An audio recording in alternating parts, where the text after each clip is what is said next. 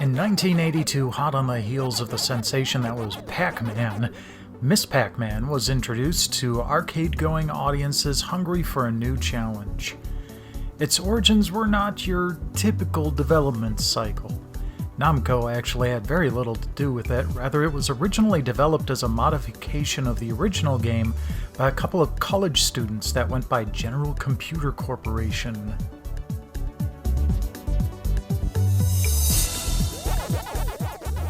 The industry was still new, and the legalities of things like mods hadn't really been fleshed out yet. To try to head off a possible court case, GCC approached Midway, Pac Man's US distributor, with their additive work, and to their relief, Midway was thrilled. They'd been hanging on Namco itself to make a sequel to the money-printing machine, and worked with GCC to present what was, at the time, called Crazy Auto to Namco.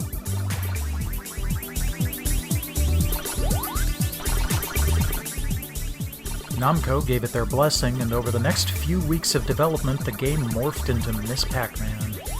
The ghost behavior was randomized, so Billy Mitchell couldn't ace it with a flick of his wrist anymore. The fruit bounces around the stage rather than holding still, and there were several quality of life and gameplay adjustments that kept things fresh going forward.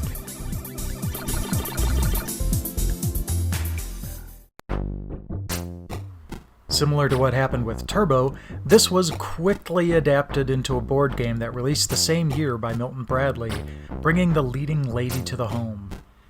Unlike the Pac Man board game, which used marbles to represent the pellets, Miss Pac Man used small tiddlywinks that could still easily escape.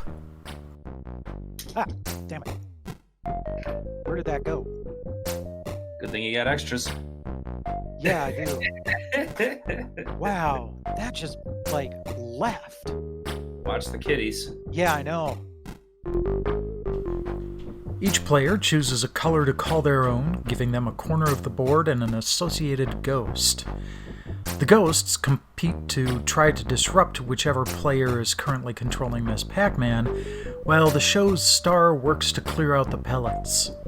The first person to clear their corner of the board of the yellow chits is declared the winner.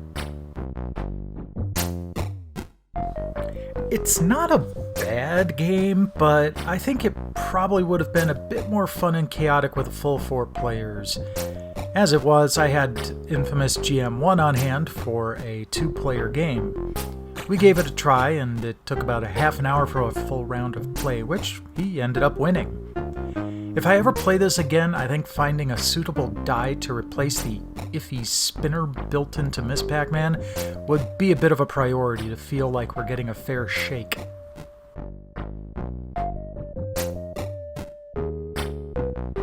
Three. Alright, let's take the rest of the pellets out. 2, 3. And that's a win. Yay, I won something. Is this a game you've enjoyed over the years? Got any comments on either version of this classic?